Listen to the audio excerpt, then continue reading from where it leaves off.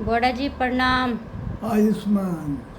बड़ा जी कल मैसेज आया था कि थायराइड के बारे में बताइए, तो थायराइड के बारे में कुछ जानकारी दीजिए। लोगों को थायराइड से लोग बहुत परेशान हैं। प्रिय प्यारे देशवासियों, आज मैं आपको थायराइड थायराइड जो है, जो गले का रोग है, वहाँ दो ग्रंथियों के अंदर, जिसको कहते हैं, आप जानते हैं, इसका नाम है हाइपोथायराइडी। हाइपो माने थायराइड ग्रंथियों का बढ़ जाना है, और उससे जो स्राव निकलता है वो हाइपोथायराइडिक्स कहते हैं, जो कि कष्ट देता है। और मेरा इस बारे में सभी भाई बहनों से कहना है कि इसको रोग के बारे में आप पूरा सुने, तभी आपको पूरी जानकारी मिलेगी। अधूरा सुनने से कोई लाभ नहीं है, आप उसको समझ नहीं पाएंगे। अब मैं देखिए, अभी इसमें हमारा सेमिनार हुआ था, बड़ी मीटिंग हुई थी। उसमें सेमिनार में था कि role of Ayurveda in the management of hypothyroidism, in management of the hypothyroidism. इस कैसे इलाज करें, कैसी व्यवस्था करें, इसके बारे में सेमिनार हुआ बड़े विज्ञ लोगों का। उसके जानकारी मैं आपको देता हूँ। जैसे आप जानते हैं कि जो हमारा ग्रीवा है, गला है, इसकी दोनों तरफ दो ग्रंथियाँ होती बड़ी बड़ी, जिसको थायराइड कहते हैं। और ये थायराइड में सूजन हो जाती है, फूल जाते हैं दोनों तरफ।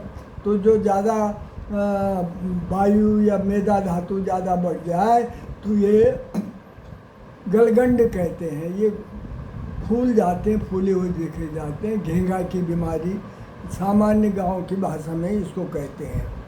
इसके बाद इसमें जो इस ग्रंथियां हैं, हार्मोन इन ग्रंथियों से हमारे अंदर बनते हैं, इससे जो है इस ग्रंथि को कहते हैं थायराइड ग्रंथि। चुल्ली का ग्रंथि, चूल्हे की तरह ये दोनों तरफ है।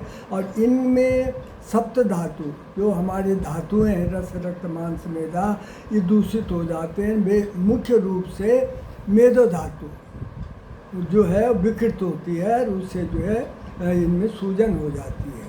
अब इसको कैसे ठीक करें?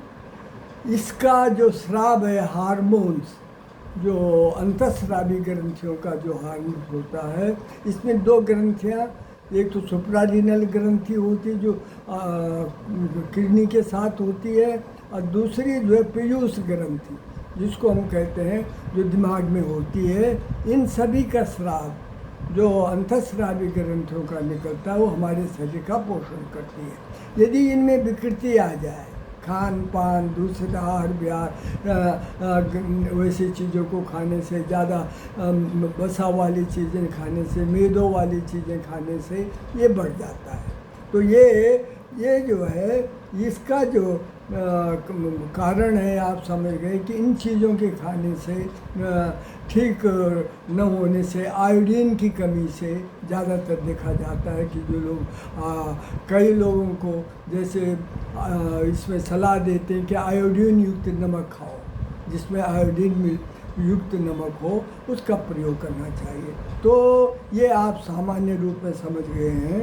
इसके अलावा यदि थायराइड ठीक है तो आपका मन शांत रह सकता है, गुस्सा नहीं आएगा, आपका जो है अपने काम काज कर सकते हैं, इस तरह से जो है शांत मन रहेगा। लेकिन यदि थायरॉक्सिन जो विषैला तत्व है, वो दोनों रूप में, घटने में भी नुकसान देता है और बढ़ने में भी, हाइपर हो या हाइपो हो, इनमें ही ज़्यादा नुकसान देता है। और ज़्यादातर महिलाएं इसमें ज़्यादा बाधित होती है। ज़्यादा सोचना, ज़्यादा गुस्सा करना, ज़्यादा विचार करना, चिड़चिड़ापन देखना, घर परिवार में झगड़ा होना से ये धातु विकृति के कारण ये रोग होता है। इसके अलावा क्या लक्षण होते हैं, इसमें क्या करना चाहिए, लक्षण क्या है? इसमें क्या होता है कि शरीर में इस थायराइड के बढ़ने से, हाइपोथायरॉक्सिन बढ़ने से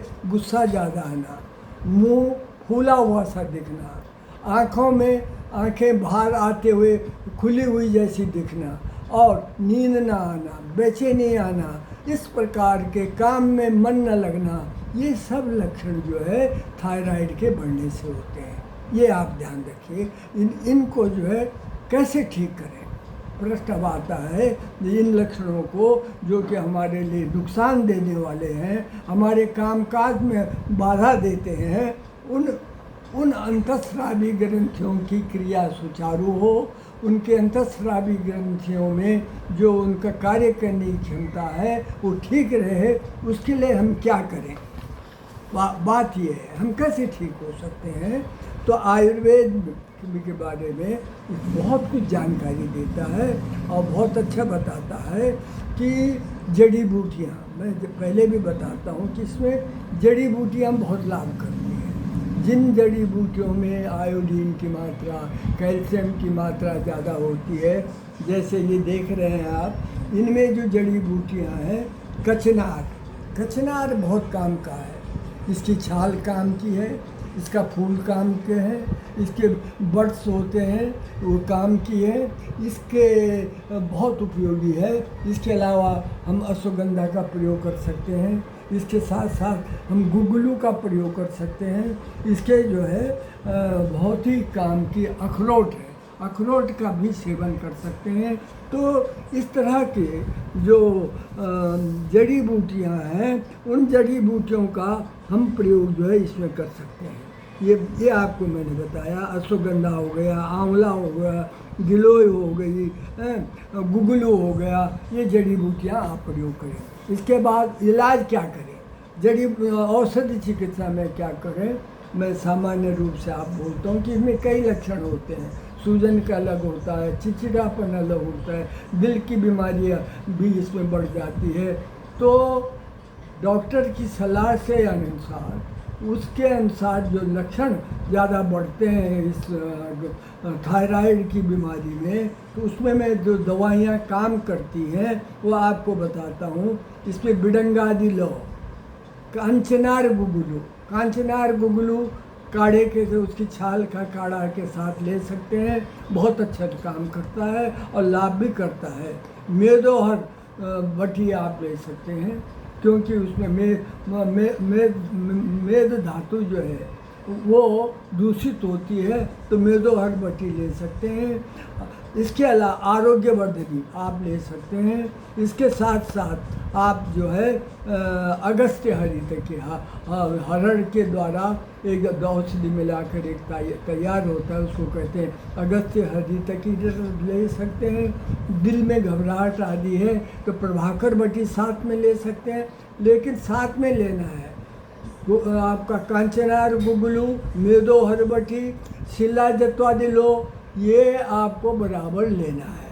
इसके अलावा रस चिकित्सा में नित्यानंद रस की 250 मिलीग्राम की मात्रा में आप जो है प्रबाल पिस्ती के साथ उसको ले सकते हैं। अब भूख अरुचि हो तो शंख बटी खा सकते हैं। पथ्य में बहुत ज़रूरी है, आयुर्वेद में तो कहा भी है कि यदि पथ्य से आप दवा करते हैं तो उसके उपचार से जो दवा आप खा रहे हैं उससे ज़्यादा लाभ हो सकता है, ज़्यादा प्रयोग हो सकता है। इसके अलावा आप जो है जौ का आटा, गेहूं का आटा, मंडुआ जो होता है, रागी, मूंग, बथुआ, गाजर आदि ये साग सब्जियां, इनका प्रयोग कर सकते हैं। क्या नहीं खाना है इसमें सामान्य रूप से कहते हैं दही जो है मेद होता है, चिकनाहट होती है, नुकसान देता है, तो ऐसे लोगों को इस समय परहेज रखना चाहिए। दही हो गया, पनीर हो गया, पत्ता गोभी हो गई, मूली हो गई, मूंगफली हो गई, इनको नहीं खाएं, इनसे परहेज रखें। तो मैं समझता हूँ मेरे दर्शनों, आप जो है इसका ध्यान रखें, पूरा सुन करके इसमें उपयोग करें, और जो दवा मैंने बताई है डॉक्टर की सलाह अपने लक्षणों को बताते हुए उनसे परामर्श करें इन दवाओं के बारे में। और दिक्कत हो तो मेरे फ़ोन पे मुझसे जानकारी ले लें। धन्यवाद बड़ा जी।